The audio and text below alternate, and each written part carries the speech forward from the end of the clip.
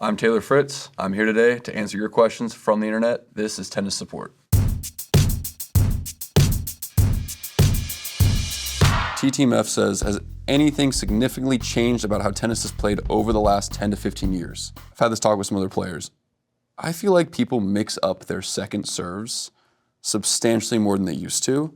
And I think the reason for that is the balls. The ball that we use predominantly, it just doesn't bounce as high as a lot of other balls that we use and that we used to use more often. So for me, I think when the balls really jumped more and kicked more, you were seeing most people, I kind of feel like they just threw and kicked second serves, and that was kind of the go-to. I feel like it's changed a lot. People mix up the location, the spin, a lot more, and I've been saying that for a while, and I kind of recently put it together that I think it's the balls that are influencing that, because you just don't get the same out of a kick serve with the balls that we play with now. It's a harder ball, more pressurized. If you bounce a basketball that's full of air, it's gonna bounce higher than one that's not as blown up. So I think the balls nowadays that we play with more often, they're just a bit softer, which it feels great off your racket when you're hitting, because it sticks on your strings a bit longer, that softness.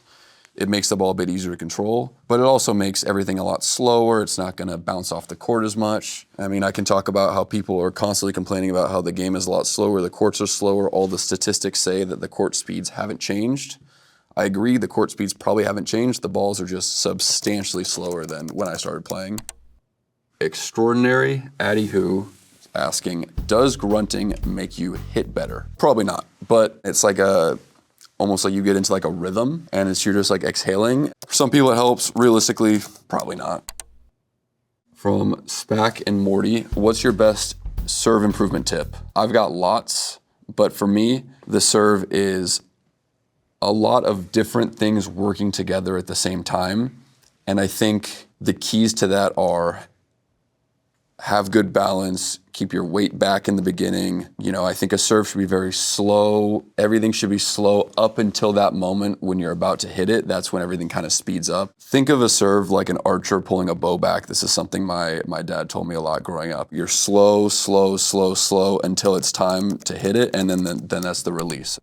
Austin_Aaron_Conlon asks, is Nadal-Djokovic the most competitive rivalry in tennis history? I think Nadal-Federer is, to be honest, but when you word it like most competitive, to be honest, I don't know. If you look at the numbers and the stats, it might be. Ben55444477. I don't understand why there's big momentum shifts in tennis matches sometimes. Confidence is such an underlooked factor in tennis, not just in matches, but just in careers as well. So I'd say that's a big reason for the momentum shifts. One person plays a couple good points, hits some good shots, they're gonna feel like they can go after that more. They feel good about doing it. Whereas, a player that's maybe been playing well, they've been playing aggressive, they've been making these aggressive shots, they start missing some, giving some free points away. Now maybe they're gonna hold back a little bit. It's easy for things to switch, and some people especially are just such strong front runners. Like they'll play so much better if they just have a bit of a lead. They'll just kind of run away with a match. Revolutionary Wall 42 asks, do lefties have an advantage? The short answer would be yes, because when you think about it, tennis is very much a game of rhythm and feel, and throughout the course of your life playing tennis, you will be playing upwards of 80% righties, so you're gonna be much more versed in hitting off of a righty ball. Lefties just have the advantage of people aren't as practiced playing against them. Reddit user asks, what to do when someone is constantly lobbing? That is very annoying. It still annoys me today. It annoyed me a lot when I was 10 or 12 years old. When I was 10 or 12 years old, I just lobbed back and said, I'm gonna do it better than you. I would say really try to develop a high, flat forehand. If they lob it up, go catch it on the rise as it's coming up, step up, just get that shit out of here. And they won't do it again. Or you can lob back, and then when they go to lob, run in the net. The worst thing you can probably do is, if you don't feel comfortable lobbing yourself, is let it bounce, go all the way back, let it come up, let it come down. Just take it on the rise and just crank that ball. Boring Boo asks, what's tennis elbow feel like? I think I might have it. That or fiddler's elbow. What's the difference? What's funny is tennis elbow is not even like really caused from playing tennis. I feel like people get tennis elbow from like golfing. A Reddit user asks, is more spin always better? No. The short answer is no. A lot of times you're going to play in situations where to finish a point, you want to drive the ball flat and through the court, because if you get balls that are pretty worn out and you spin it, it's kind of just going to hit the court and just sit up and just bounce there, and it's not going to really go through the court. If you're playing someone who's a good mover, they're going to love it. They're going to get all these balls if you're just overspinning. So it's important to know when it's a good time to lift and spin and when it's a good time to really line a ball out and flatten it and hit it through the court. OK Drummer 9073. Has a tennis player arguing with an umpire over a decision ever yielded any positive results? Probably not. I feel like once they make a bad call, even if it is a bad call, it's gonna stand. You know, I think we have some video review in place. That's not arguing with the umpire, you know. But arguing with the umpire maybe lets you get some anger out and lets them know that you're not happy when they made a bad decision. But nothing looks stupider than when a player is arguing with the umpire and they are completely wrong. Kappa Betting says, tips on reading opponents' serves and receiving them. If you've looked at my return stats the last couple of years, then I would also need the answer to this. But for me, the best thing is just pattern recognition. Typically, people are going to want to go back to the serve spots that they're having success with. Over the course of playing someone, you can probably get a feel of where their favorite spot is, where their least favorite spot is. So in the moment of seeing their serve, maybe it's not easy, but you can definitely make an educated guess by just the patterns that they're looking to serve and what they've had success with. Enjoy My Downvote says, what's your go-to strategy when you're down 0-3 or 0-4 in a set? 0-3 and 0-4 are two very different things. Let me just first start saying that. If you're 0-3 but serving, it's one break. For me, one break, two breaks, entirely different ball game.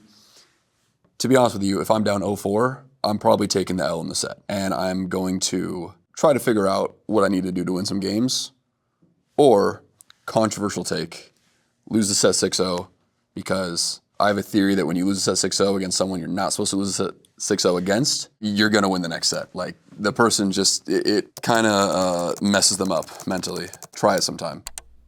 02000 asks, he doesn't ask actually, he just says, my forehand has got worse. Dude, I'm sorry to hear that. A big part of it is like my forehand, anyone that knows tennis, I have a bit of an unorthodox forehand, but by no means is it a bad forehand. I make it work. I think the fact that it was very just different kind of made me want to like change it, make it look a little prettier. I kind of thought it could get better, so I think in a way tinkered with it a bit and then just lost that feel of what made it so good. And it took me a while, but eventually I kind of just looked back, and this is something you could do too. If you have video, what were you doing when it was good? And for me, yeah, it took me going back and watching some old video and breaking down some things, and then kind of just repetition, just doing it over and over again in practice. And, you know, I feel like I kind of started to get it back and started to feel what works for me, but it's easy to kind of just lose the rhythm and, you know, create some bad habits, because the littlest thing can make a big difference.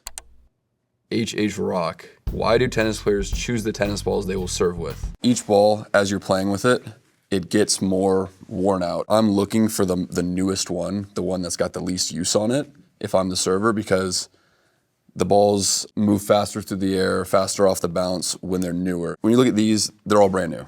I can tell they just came out of a can. As they get play, you'll notice that just the fuzz kind of comes up and out on the ball, and then that just makes it substantially slower. Conwild asks, what's the best string tension for my tennis racket? There's tons of different things that go into this, and so I'll break it down. For me, I've got an 18x20 string pattern, which is a more closed string pattern. Not as popular nowadays on tour anyways. Most people play 16-19, 16-18, 16-20, a more open pattern. What a more open pattern is going to do for you is going to give you a bit more pop, a bit more spin. I like the closed pattern because it's easier to control a flat ball. It's easier to kind of go after the ball a bit more, which, you know, I like to do. So I try to generate the power myself and get the control out of my racket. I string, depending on the conditions as well. I'd say I typically hover around 53 pounds on the main. I go a little bit looser on my cross strings.